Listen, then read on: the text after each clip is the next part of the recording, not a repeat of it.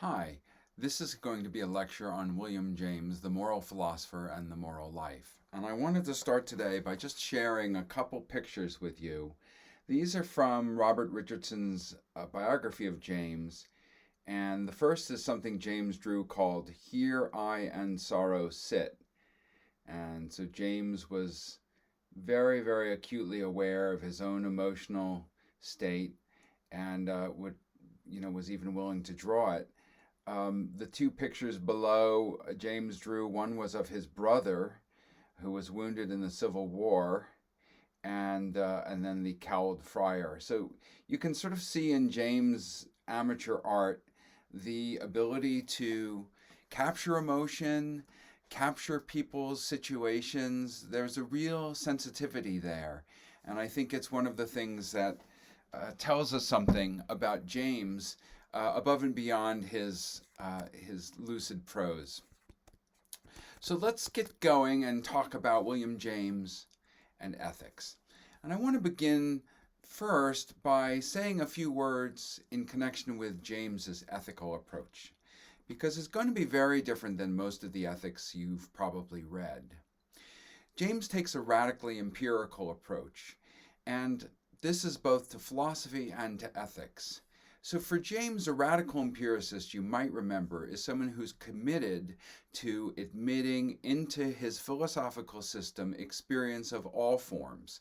It could be wildly intense, it could be very commonplace and predictable, but consistently we find, if we admit all kinds of experience into our systems, that things are irreducibly varying all the time. And he uses the metaphor in one place of a kaleidoscope, and I think that's a great metaphor. So we've seen that James is rejecting traditional empiricism.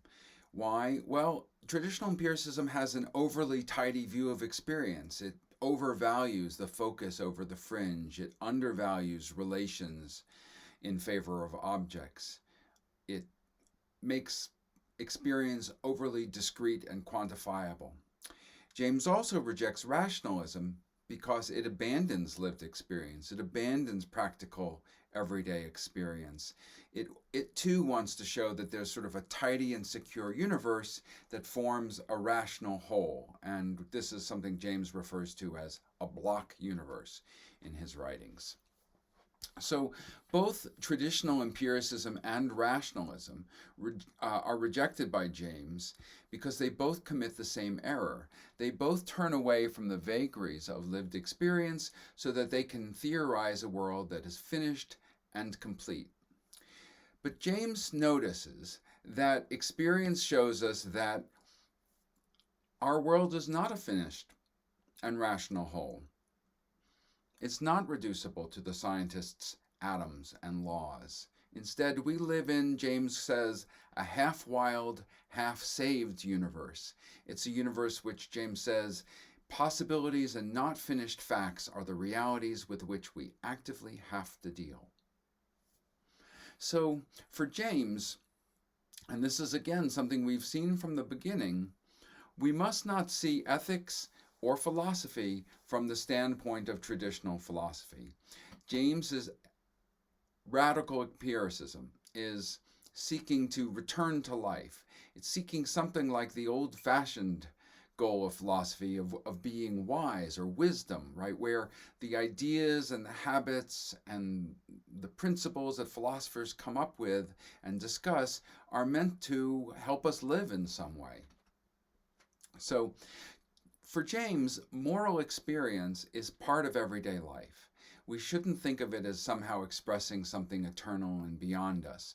Right? Many times a day we have experiences with a moral dimension. We find ourselves compelled in life to act or to make judgments about what's good and what's evil or bad, about what our responsibility might be in a certain case, or whether or not we owe someone forgiveness or whether we ourselves deserve it.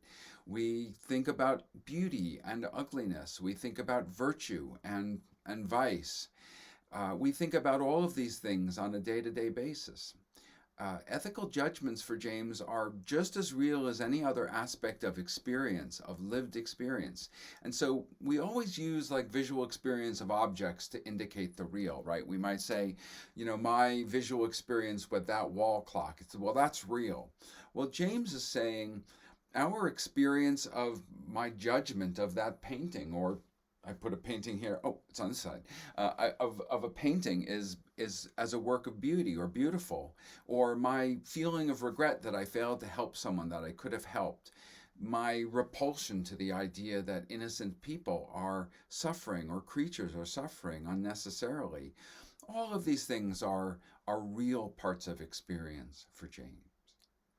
Now, traditionally, ethical systems try to account for the diverse things in experience by reducing them to something more scientifically manageable, like pleasure and pain, or a hierarchy of duties, like what's the most important thing to do, what's my highest duty.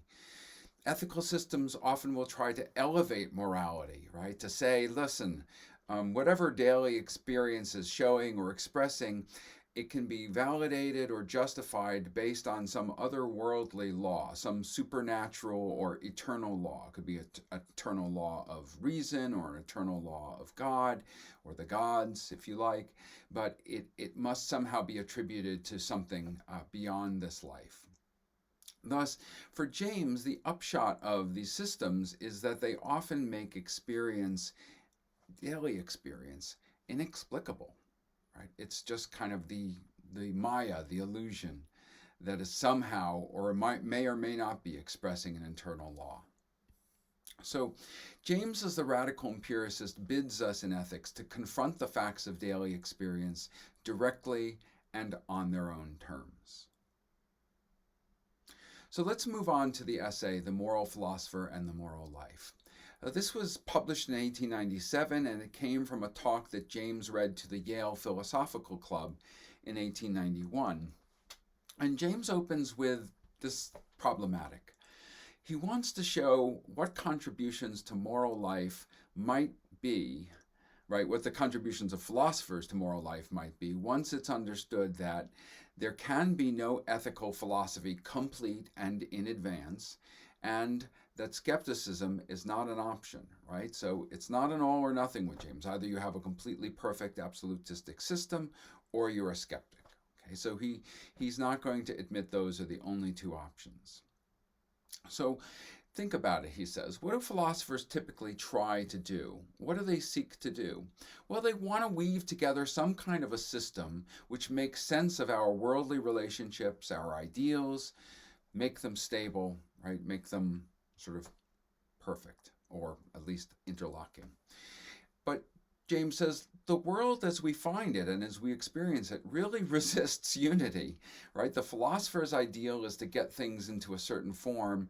The problem is that the world very seldom plays along with that. And of course, for every philosopher, there's yet another interlocking system which is proposed to fit that world.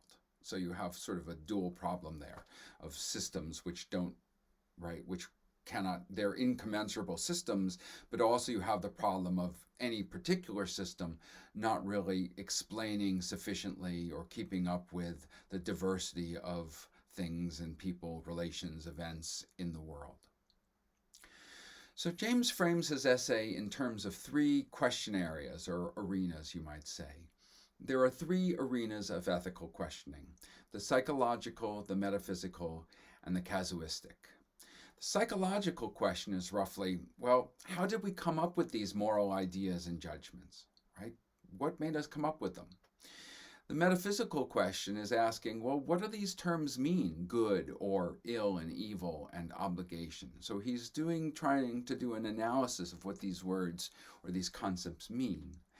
And the third, the casuistic, is, well, how in practical life should we measure goods and ills or evils or obligations? So his answers, I think you'll see, turn out to be very pragmatic and very methodological. So let's look at the three areas or the three arenas of questions one at a time.